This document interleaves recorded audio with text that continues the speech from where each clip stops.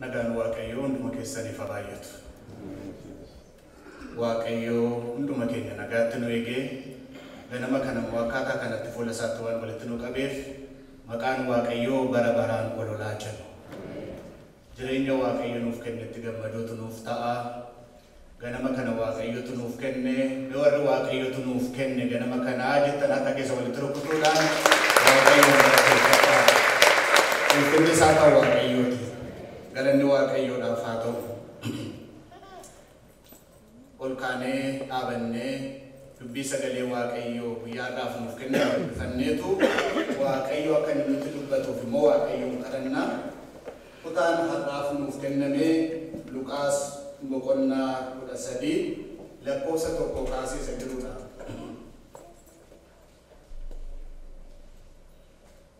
Fuula kakuu haaraa fuula 107 jira. Wangeela Luqaas boqonnaa 13 lakkoofsa 10 hamma 17tti kutaa kana keessatti Yesuus Kiristoos fayyisaa ta'uusaa, Yesuus Kiristoos dhibee namaa arguu danda'uusaa, Yesuus Kiristoos gara laafessa ta'uusaa, dhumarratti immoo Yesuus Kiristoos abbaa mo'ichaa ta'uusaa argina. Yaada kana qabannee dubbii waaqayyoo kana dhaggeeffanna. Akkas jedha. Yesuus guyyaa Sanbataatti mana sagadaa tokkotti hin barsiisa ture. Kunoos dubartiin hafuura hamaadhaan qabamtee waggaa 18 dhukkubsatte tokko achi turte. Isheen bookoftee ol qajeeluu hin dandeenye. Yesuus yommuu ishee argee ofitti ishee waamee, dubartii nana dhukkuba keetii hiikamteettaa jedhe. Harka isaas isheerra kaa'ee isheen achumaan ol qajeeltee dhaabattee waaqayyoof qooqubaa dhiyeessite. Hangafni mana sagadichaa garuu Yesuus guyyaa Sanbataatti fayyisuusaa waan jibbeef jarreen achi turaniin guyyoonni ja'a hojjechuun kan namaaf ta'u jiru guyyoota sanatti kottaatii fayyifamaa malee guyyaa Sanbataatti miti jedhe. Kana booddee gooftichi hangafichaan, isin of toltuu nanaa, isin keessaa guyyaa Sanbataatti saawwasaa yookiin harreessaa hidhaatti hiikee bishaanitti kan hin geessine eenyunni? Egaa dubartiin kunis hafuurri hamaan waggaa 18 ishee hidhee kan ture, intalli Abrahaam guyyaa Sanbataatti hiikamuun hin ta'uufiiree jedhe. Yommuu inni kana dubbate warri isaan morman hundinuu hiyyeella'an. Namoonni hundinuus waan dinqisiisaa inni hojjete hundumaatti hin gammadanii. Ameen. Hin kadhanna. Yaada keenya, qalbii keenya hundumaa fuula waaqayyootti sassaabnee waaqayyoo hafuura isaatiin gara jireenya keenyaa akka dhufu, waaqayyo dubbii isaatiin gara jireenya keenyaa akka dhufu, yaada keenya fuula waaqayyootti sassaabannee waaqayyoon kadhannaa. Waaqayyo nu haa gargaaru. Dubbiin waaqayyoodhaa jireenya, dubbiin waaqayyoodhaa fayyina, dubbiin waaqayyoodhaa hiikama, dubbiin waaqayyoodhaa abdii of keessaa qaba. Dubbii dhugaa kana dhaga'uudhaaf fuula waaqayyo waaqa jiraataa dhaabannee jirra wanta ta'eef yeroo kana yaada keenya hundumaa gara yaada waaqayyootti deeffannee waaqayyoon kadhannaa. Hundumtuu yaada isaa keessatti akkan si dhaga'uuf gooftaa na gargaari haa jedhu. Hundumtuu waaqayyo immoo nu haa gargaaru. Gooftaa keenyaa, waaqa keenyaa, ati waaqayyoodha. Hundumaa gochuudhaaf yaa gooftaa ati danda'aadha. Yeroo kana fuula kee fuula waaqayyo waaqa jiraataa dhaabannee jirra. Ati waaqayyo hundumaa gochuu dandeessu battala kana dhuftee nu qaqqabachuun maqaa gooftaa Yesuus Kiristoosiin fedha keef jaalala kee haa ta'u. Yaa gooftaa haalli nuyi keessa jirru utuu sin dhowwin, dadhabbiin keenya utuu sin daangessin, yaa waaqayyo waaqa jiraata, ati waaqayyo waaqni jiraataan dadhabbii keenya irra dabartee, haala keenya bira dabartee, ofii keetii dhuftee nu qaqqabachuun, dhuftee nutti dubbachuun, dhuftee haala keessa jirru keessaa nu baasuun maqaa gooftaa Yesuus Kiristoosiin fedha keef jaalala kee haa ta'u. Dubbii isaa ergee isaan fayyisee, boolla du'aa keessaas isaan baasee jedha dubbiin sagalee kee. dubbii kee ergitee nama fayyifta. Dubbii kee ergitee haala gadi fagoo keessaa nama baafta. Dubbii kee ergitee haala namatti ulfaate keessaa nama baafta. Ati Waaqayyo Waaqni jiraataan ganama kana dubbii kee gara jireenya keenyaatti erguun maqaa Gooftaa Yesuus Kiristoosiin jaalala kee haa ta'u. Yeroo kanaan kan mormu, dhageettii keenyaan kan mormu, dubbii sagalee kee hubachuu kan barbaadu, ganama kana hidhatee kan bahe, golee arfanuu irraa gara kanatti kan darbatamu, ergamaan hafuura hammeenyaa maqaa Gooftaa Yesuus Kiristoosiitiin kan waraaname haa ta'u. Maqaa Yesuus Kiristoos isa du'a mo'atee ka'eetiin kan waraaname haa ta'u. Yeroo kana eebba keenyaan kan mormu, dubbii sagalee keetiin kan mormu, dubbii kee dhaga'uu keenyaan kan mormu, maqaa Gooftaa Yesuus Kiristoosiin kan waraaname haa ta'u. Ilma Waaqayyoo ati Waaqayyoodha. Sabni kun haala inni keessa jiru si duwwaatu beeka. Ba'aa namoonni as jiran kun baadhatanii dhaabachaa jiran akka dhuunfaatti, akka maatiitti, akka ofiitti, akka sabaatti waan sabni kun baatee jiru situ beeka. Ati Waaqayyo argamtee ba'aa kana tokko tokko keenya irraa galagalchuun maqaa Gooftaa Yesuus Kiristoosiin jaalala kee haa ta'u. Yaa isa jireenya namaa ilaaltu, yaa isa ba'aa namaa argitu, yaa isa waan dhoksaatti jiru hundumaa argitu, iji kee yeroo kana gubaa'ee kana haa ilaalu. Iji kee yeroo kana tokko tokko keenya haa ilaalu.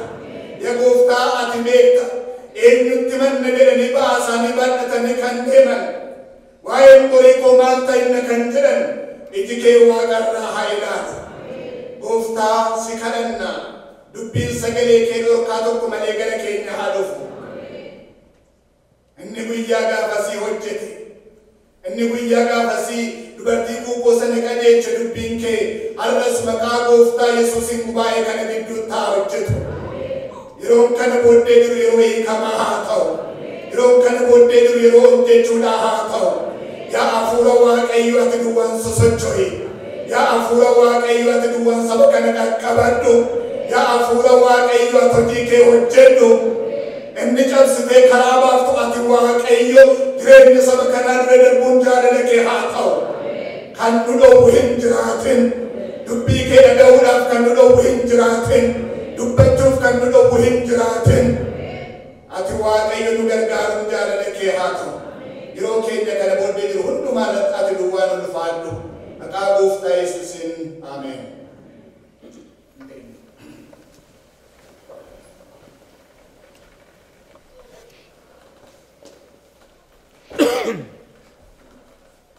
Waaqayyoon Waaqa keenya guddaa galateeffannaa. Kutaa amma dubbifannee Wangeela Luqaas boqonnaa 10 lakkoofsa 13 hamma 17 yommuu ilaallu, kutaa kana keessatti waa'ee eenyummaa Yesuus Kiristoos waan gurguddaa afur wanta inni hojjetee eenyummaa isaa waan afur arginaa. Jalqabatti akkuma jedhee tokkoffaa kutaa kana keessatti kan ilaallu Yesuus Kiristoos fayyisaa ta'uusaa argina. Guyyaa gaafa Gooftaan keenya Yesuus Kiristoos dhalate, ergamoonni Waaqarraa waa'ee isaatiif sagalee isaan dubbatan keessaa tokko Yesuus Kiristoos fayyisaa ta'uusaati. Wangeela Luqaas boqonnaa 2 lakkoofsa 8 irraa kaastanii yommuu dhattanii ilaaltan, guyyaa gaafa Gooftaan keenya Yesuus Kiristoos dhalatetti tiksitoonni tokko naanna'aa sana dammaqanii hoolota isaanii hin eegu turanii jedha. Yeroo isaan hoolota isaanii eegaa jiran kana keessatti ergamaan Waaqayyoodhaa dingata Waaqarraa naannoo isaaniitti mul'ate. Ifni surraa Gooftichaas naannoo isaaniitti ife.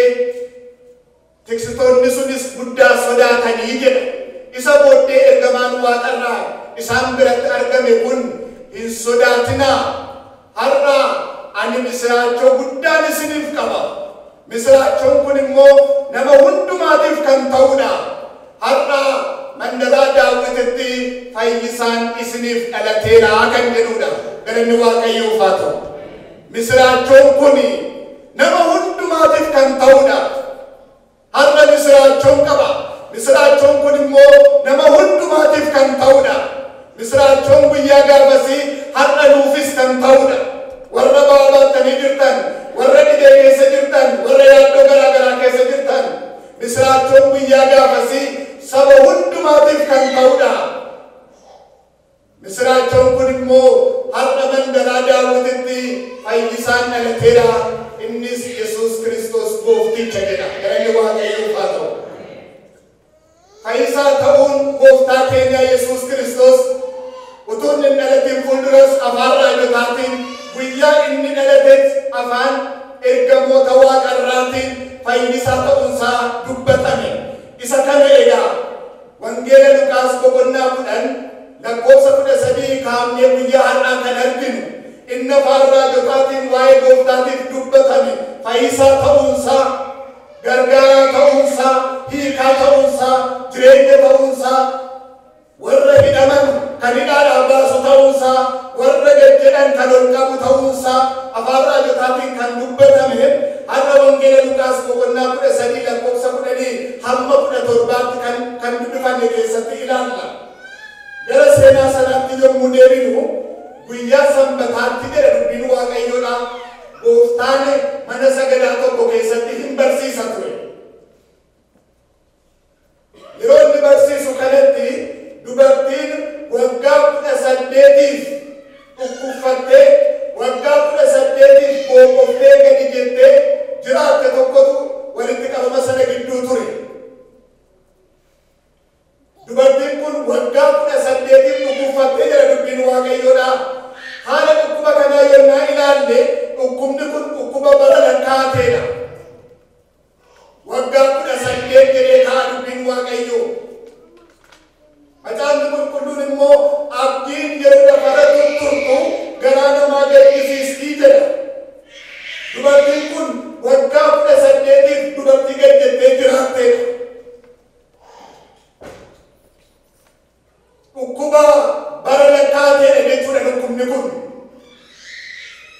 Kanaaf dubartiin kun maaliin beekamti namoota gidduutti yennaa jedhan tarii namni baay'een maqaadhaan wal beeka, maqaadhaan wal waama. Garuu ishee yommuu waaman dubartii ishee Googoo jedhanii waamu ta'a. Isa kanaan beekamti hawaasa gidduutti.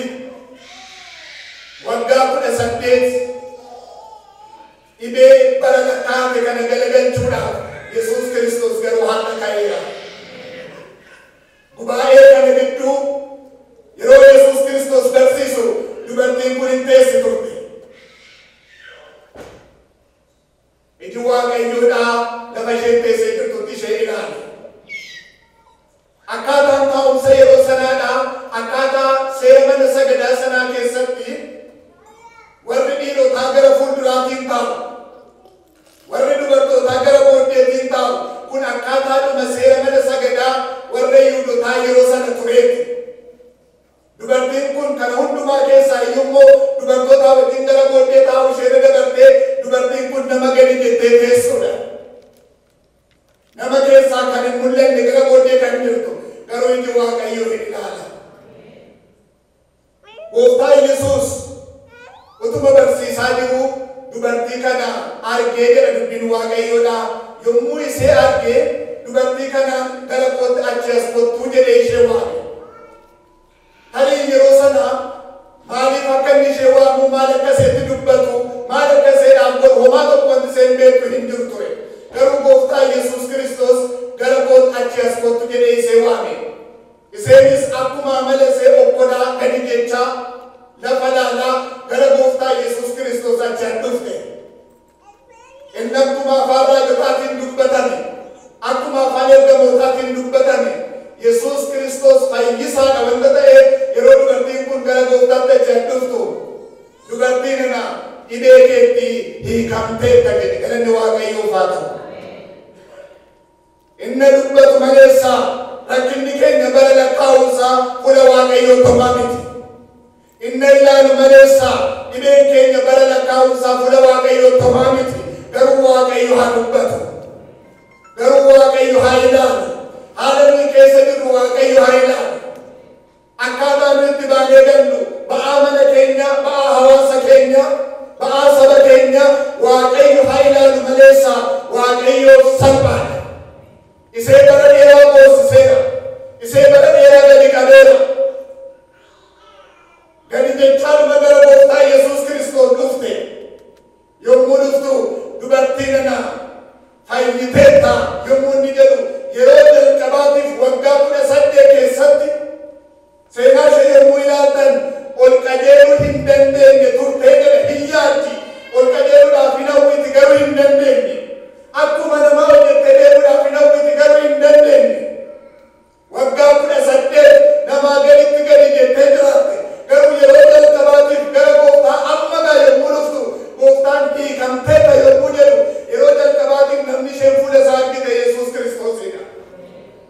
waaqayyo faatu. Harko darbatiin kun hojjette Yesuus Kiristoos yommuu ilaaltu maal jette waaqayyoof ookubaa dhiyeessite jedha galanni waaqayyoof haa ta'u. Namni fayyee galateeffachuudhaan beekama. Namni fayyee galata waaqayyoo dubbata. Namni maallaan jedhan ishee warri kaan maal jedhu jenne hin fayyite wanta ta'eef waaqayyoof ookubaa dhiyeessite. Waaqayyoof ookubaa dhiyeessaa harka walitti gurguudhaan dhiyeessuudha. Sabni fayyee waaqayyoon galateeffata. Arraba saba fayyee keessa afaan saba fayyee keessa galata waaqayyootu jira. Gungumaan ta'e namni fayyee waaqayyoon galateeffata. Saba waaqayyoon galateeffatu waaqayyoon haa godhu. Fuulli saba waaqayyoo hin ifa. Fuulli saba fayyee hin ifa. Hin galateeffatte waaqayyoon dubartiin kun. Dubartii kana waggaa 18 maaltu gadi qabee hin dhukkuba akka dhukkuba beekti. Yeroo laagara yeroo haalli ishee fooyya'aan deemu gadi jechaan deemti. Garuu dubartii kana waggaa 18 maaltu gadi qabee maaltu ba'aa hunda isheerra taa'e. Tarii yeroo yaadu biyya lafaa keessa yommuu jiraannu ba'aan namaa kallattii afuriin dhufuu danda'a jedhee tayyaadha. Ba'aa si'a tokko tokko ba'aa abbaan matu fuudhee ofirra kaa'a. Yoo ilaaltan waaqayyo nagaa namaa kenne, waaqayyo fayyaa namaa kenne, waaqayyo jireenya namaa kenne, namni garuu ba'aa baata. Ba'aa ofirma isaatiin ofirra kaa'a. Nagaa of dhowwachuudhaan, nagaa isaatii erguudhaan, ollaa isaatii erguudhaan, mana isaatii erguudhaan namni ofumaa ba'aa fuudhee ofirra kaa'ee irra malee godhe si'a tokko tokko. Namni ba'aa ofirra hin kaa'a. Si'a tokko tokko immoo namatu ba'aa namarra kaa'a. Utuma nagaatti namni jiraachuu barbaadu namni fuudhee ba'aa namarra kaa'a. Isa akkasii waaqayyo namarraa galagalcha. Utuma namni nagaatti jiraachuu barbaadu nagaatti bahee nagaatti galuu barbaadu namni fuudhee ba'aa jireenya namarra kaa'a. Isa kana galagalchuuf waaqayyo jiraataa. Inni sadaffaan ba'aa seexanatu namarra kaa'a. Dubartii kana hafuura hamaatu gadi ishee qabee jira. Dubbiin waaqayyoodha. Hafuura hamaa. Inni waaqayyoo garuu hojii seexanaa diiguudhaaf mul'ate jedha. Ergaa Yohaannis isa duraa boqonnaa 3:15 irratti inni waaqayyoo ergaa seexanaa hojii seexanaa diiguudhaaf mul'ate jedha. Si'a tokko tokko haalli jireenya keenya maaliif hacuuccaa jalaa akka inni jiraatu hin beeknu garuu hacuuccaa jala jira. Si'a tokko tokko maaliif jireenya akka nutti ulfaatu hin beeknu garuu jireenyi keenya nutti ulfaatee jira. Yoo seexana nurra kaa'e ta'e inni waaqayyoo isa galagalchuudhaaf har'a jiraataadha. Ulfinni waaqayyoof haa ta'u. Inni hojii seexanaa diiguudhaaf mul'ate. Seexanni hojiinsaa ba'aa namarra kaa'uudha. Seexanni hojiinsaa gad nama qabuudha. Seexanni hojiinsaa lafa nama ilaalchisuudha. Dhukkubaan, hiyyummaadhaan, rakkina garaa garaatiin nagaa nama dhowwachuudhaan, deegaan jireenyi namaa gadi qabuudha hojii seexanaadhaa. Inni hattuun sun hatuudhaaf dhufe, balleessuudhaaf dhufe, ani garuu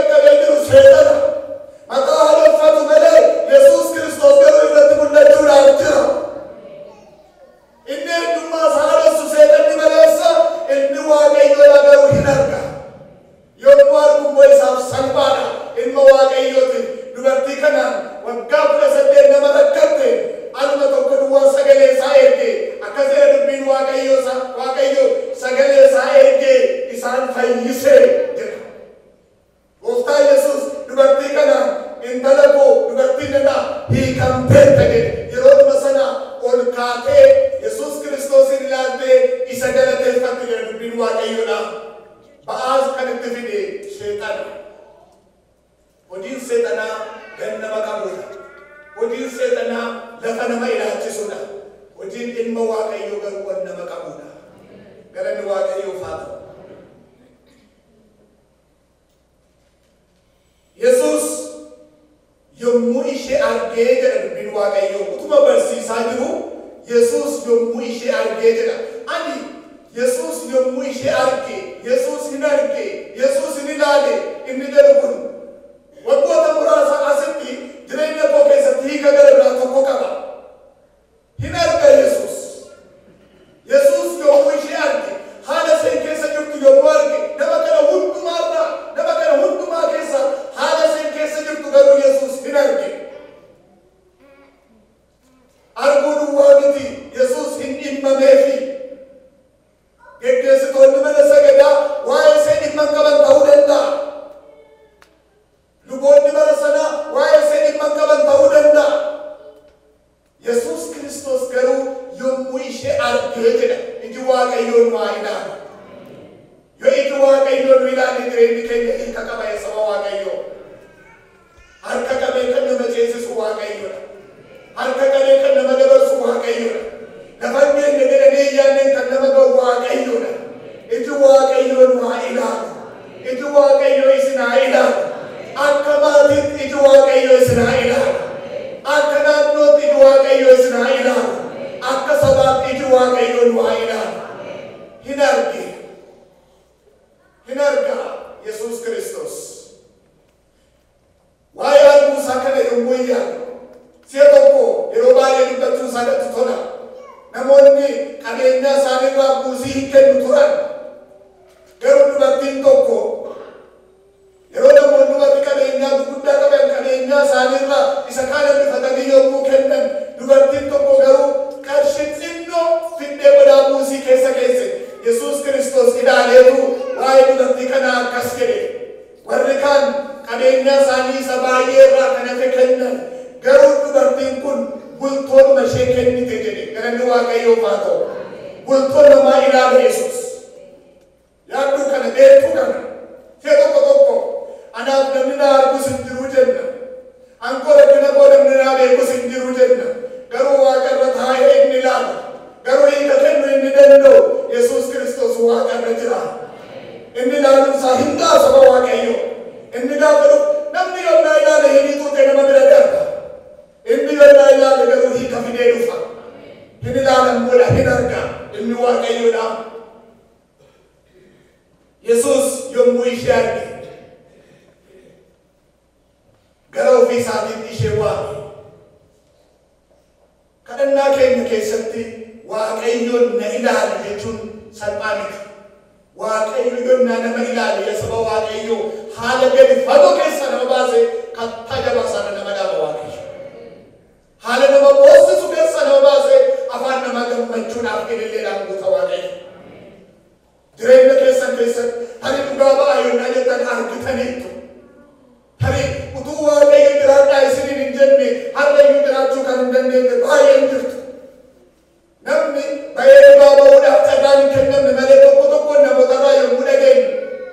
Inni kaan waa'ee murtoo du'aallee itti himamee waa'ee haalli du'aallee itti himamee warra kaaniin immoo dhukkubni kee kun gara kanatti guddachaa jira jedhamanii garuu fuula Waaqayyo Waaqa jiraataatti iyyanii lammaffaa deebi'anii dhaqanii yommuu ilaalaman eessa dhaqa dhukkubni kee hin jiru kan jedhaman harka Waaqayyootiin kan qaqqabataman hedduun jiru baay'ee kana keessallee. Galanni Waaqayyoof haa ta'u. Hiikaan jireenya keenyaa Waaqayyoodha. Inni haa ilaalu. Waaqayyo haa ilaalu. Jireenya tokko keenyaa Waaqayyo haa ilaalu. Hiikaan isa biraa dhufa eegala namatti hirkachuun gowwummaadha. Nama dawoo godhachuun gowwummaadha. Waaqayyoon hirkoo godhachuun garuu ogummaa guddaadha. Inni waan hundumaa qaba. Dubartiin kun hayyuu isheetiin gammaddee Waaqayyoon galateeffatte Waaqayyoof oqubaa dhiyeessite. Garuu kan nama dhibu fayyuun dubartii namoota baay'een gammachiifne. Namoota maatii keessatti turan keessaati namoota kaan kaanitti garuu waa'ee fayyuu dubartii kanaa ittiin tolle. Nama dhiba. Nama waggaa 18 dhukkubfatte. Nama gadi taanee jiraatte. Har'a seen namaachuu wal qixxaattee har'a boquu ishee ol jedhee namni hundumtuu iyya Waaqayyoon galateeffatu utuu isaaf ta'u. Har'a dubartiin kun ol jennaan maaliif gungummiin kaa? Gungummii akkasii Waaqayyo waldaa keenya keessaa haa cabsu. Saba keenya irraa haa cabsu. Yeroo obboleessa keenya waa ta'u irratti hin gungumiin Waaqayyotu maleefi. Si'a tokko namni argachuu namaayyuu hin jaallatu. Dhabuu namaatti gammada. Dhabuu namaa keessaa garuu wanti nama ga'u hin jiru. Argachuu namaa keessaa qabaachuu namaa keessaa garuu wanta nama ga'utu jira. Namni dhabuu namaatti gammada yeroo baay'ee. Isaa gadi ta'uu isaatti gammada yeroo baay'ee. Garuu wanti isa ga'u hin jiru. Dhabuu isaa keessaa. Gaddachuu dubartii kanaa keessaa gaggeessitoonni mana qulqullummaa wanti isa argatan hin jiru. Waldachuu ishee keessaa garuu Waaqayyotu galateeffama ture. Sana hundumaa ta'ee garuu isaan hin gammachiifne. Kun ta'uusaa isaanitti hin tolle. Akkas jedhe geggeessaan hangamni tokko achii ka'eetu akkas jedhe. Aaree eeggame waa'ee fayyuu isheetti eeggamsiise. Afaan Amaariffaatiin hayyaa ulfaatee daa'umnaan isa jedhan. Yesuusitti dubbachuu hin danda'u wanta ta'e inni waaqa inni danda'aa wanta ta'e kan nama dhibu. Dubartiin kun akkuma isaanii waaqeffachuu dhufte malee waan addaan goone hin dhufte. Yommuu isheen dhuftu Yesuusin kan waame kottu jedhee kan waame isa akkuma wantee gara isaa dhufte hin fayyite. Fayyina fudhadhu jechuu hin dandeessu hin fayyite. Garuu hangamni mana qulqullummaadhaa sun guyyaan itti fayyuun namaaf ta'u guyyaa jaatu jiru wanta ta'e har'a jaatu dhufanii fayyuun isiniif hin ta'u. Fayyuudhaaf mana Waaqayyoo dhagan taanaan maalitti jedhamee Waaqayyoo. Fayyinaaf namni mana Waaqayyoo dhufu taanaan maal hojjechuu dhufanii mana Waaqayyoo Waaqayyo hubannaa namaaf haa kennu. Mana Waaqayyoo keessatti waa'ee fayyinaa iddoo qabu taanaan waa'ee hojjechuu Waaqayyoo iddoo qabu taanaan waa'ee illee Waaqayyoo iddoo qabu taanaan maal hojjetu ree guyyaa gargaa kottaa maleessaa har'a dhuftanii fayyinaa jedhe. Yesuus Kiristoos ilaalee isin warra of tuultonni kun jedhe galanni Waaqayyoof haa ta'u. Isa kan dheeraa uffata isaanii akka isaan dhufanii isaanii ilaalan barbaadu warri Fariisotaa. Addaaduu buqqaa hiriirsuu barbaadu warri Fariisotaa. Ilmi Waaqayyoo garuu ishee gajjette, ishee cabde, ishee boquu sadaffaa ilaalee kaasuudhaan dhufe. Isaayyaas 61 irratti warra hidhamaniif gadhiifamuu, warra gaddaniif gammachuu, warra gaddaniif misiraachoo, warra hidhamaniif mana hidhaatiin ba'u isa kanaaf na ergeera fuulli Waaqayyoo jedhe. Galanni Waaqayyoof haa ta'u. Inni waa'ee irra jedhanitu sadiba. Isaanin garuu waa'ee sagadheeraa uffata shaashara wayyaa isaaniitu isaan diba. Isaanin waa'ee ulfina isaaniitu isaan diba. Waa'ee cabuu namaa dhimma isaanii miti. Waa'ee baha namaa dhimma isaanii miti isaanii. Kanaaf guyyaa gara gaafataa fayyifamaa maleessaa jedhe. Gooftaa Yesuus Kiristoos garuu gara laafeessa. Akkas jedha inni garuu adda. Sila faarfattoonni keenya yommuu faarfatan ati adda jedhan galanni Waaqayyoof haa ta'u. Inni garuu adda. Akkuma namaa foon uffate, akkuma nama gidduu jiraate garuu inni adda. Akkas jedha ilaaleetu amma mee dhugaa dubbannaa isaaniin jedhe. Amma mee dhugaa dubbannaa. Isin keessaati namni harreensaa yookaan saawwisaa guyyaa sanbata guddaatti hiikee gara bishaanitti kan hin geessine eenyuudha? Mee dhugaa dubbannaa. Inni hojii miti. Guyyaa sanbataatti harreensaa yookaan saawwasaa hiikee gara bishaanitti kan hin geessine eenyuudha? Iseen kunis immoo intala Abrahaamii dhukkubatu gadi qabe malee seexana dugda isheerra ba'aa kaa'e malee bara dhibee seetutu dheerate malee iseen kunis immoo intala kakuuti. Intala kakuuti. Intala Abrahaam yommuu jedhu intala kakuuti jechuudha. Ba'aan gadi qabe malee haala gadi qabe malee iseenis namuma. Kanaaf isheedhaaf immoo har'a fayyuun isheedhaaf hin ta'u jedhe Waaqayyo. galanni waaqayyoof haa ta'u. Isa diinaaf hanga bachiisu waa'ee isaa yommuu dubbatu macaafni qulqulluun waa'ee gooftaa Yesuus Kiristoos yommuu dubbatu akkas jedha. Ni dhaggeeffadhaa, baay'ee namatti tola. Cubbuutu irraa dhibame malee jedha. Ibroota boqonnaa 4:15 irratti cubbuutu irraa dhibame malee hangafa lubootaa isa karaa hundumaa akka keenya qorame qabna. Cubbuutu irraa dhibame malee isa ba'aan keenya hin galleef miti. Isa dhibeen keenya isaaf hin galle miti. Cubbuutu irraa dhibame malee hangafa lubootaa isa akka keenya qorame karaa hundumaan isa akka keenya qorame qabna. Isa dadhabbiin keenya garaa isaa hin rukunne garuu hin qabnu jedha. Ulfinni waaqayyoof haa ta'u. Isa dadhabbiin keenya garaa isaa hin rukunne luba akkasii qabnu. Har'a waaqarra taa'ee jira inni akka keenya dhiphatee, akka keenya rakkatee, akka keenya qoramee waa'ee qoramuu kan isaaf galu.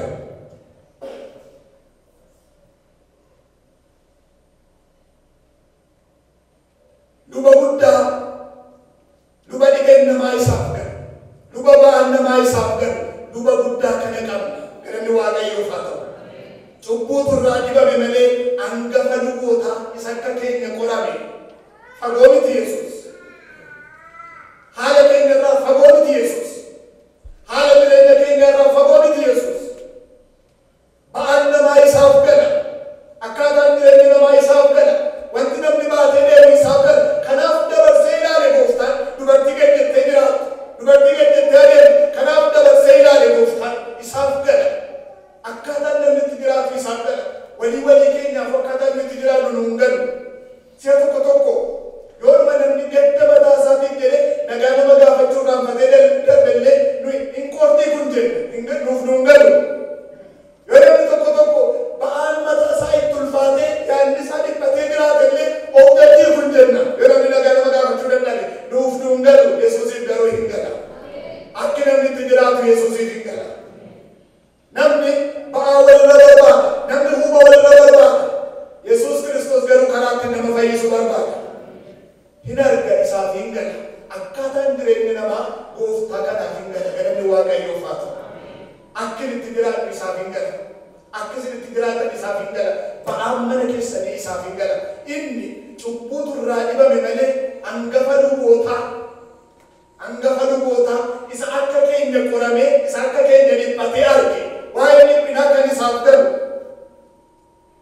Si'a tokko obbo Baqqaleen gara waldaa kanaa yommuu dhufan obbo Baqqalee Garbaa jecha isaan dubbatan keessaa waan tokkotu na dhiba. Waa'ee ofii isaanii baay'ee hidhamuu isaanii homaa tokko hin dubbanne, waa'ee rakkachuu isaanii baay'ee hin dubbanne.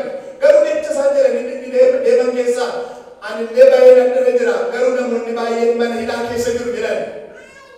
Hin galaaf jechuudha isaan rakkatanii argan wanta namni keessa jiru beeku jechuudha. Haala namni keessa jiru beeku jechuudha. Akkuma kana Yesuus Kiristoos dhiphatee, muddamee, rakkatee, argee gara mirga waaqayyoo abbaa inni taa'e haala namni har'a keessa jiru addanaas beeka. Ulfinni waaqayyoof haa ta'u. Hin arga ijisaa. Inni luba guddaadha. Inni luba guddaadha. Luba nama dandabarre. Luba nama hin dhiifne. Yeroo baay'ee komiin waldaa keessaa hin dhaga'ama. Lafa nuyi jirru iyyuu namni hin beeku jedhama waldaa keessatti. Hin dhaga'ama komii baay'ee. Kanaaf jedhanii iyyuu namoonni isa tokko waldaa iyyuu hin dhiisu. Garuu Yesuus lafa nuyi jirru beeka. Dhugaadha. Luboonni iddoo hundumaa ga'uu dhiisuu danda'u. Jaarsoliin iddoo hundumaa arguu dhiisuu danda'u. Yoo arganis nagaadhuma gaafatu waan garagaraan hin jiru. Yesuus garuu hin arga. Yesuus garuu hin qaqqabata. Yesuus garuu ol kaasa. Yesuus garuu hin naama. Yesuus garuu hin ceesisa. Galanni waaqayyoof haa ta'u. Inni ni ilaala. Isa lubi guddichi. Luba guddaa waaqadha. Luba guddaa waa'ee keenya isaaf galu. Luba guddaa kana qabna. Hin galaaf gooftaadhaaf waa'een keenya isaaf hin gala. Haalli nuyi keessa jirru isaaf hin gala. Dadhabbiin keenya illee isaaf hin gala. Dubartii ejjerratti qabamtee akka seeraatti nuyi kan isheedhaaf ta'u namoonni qabanii gara Yesuus Kiristoos yommuu fidan yookaan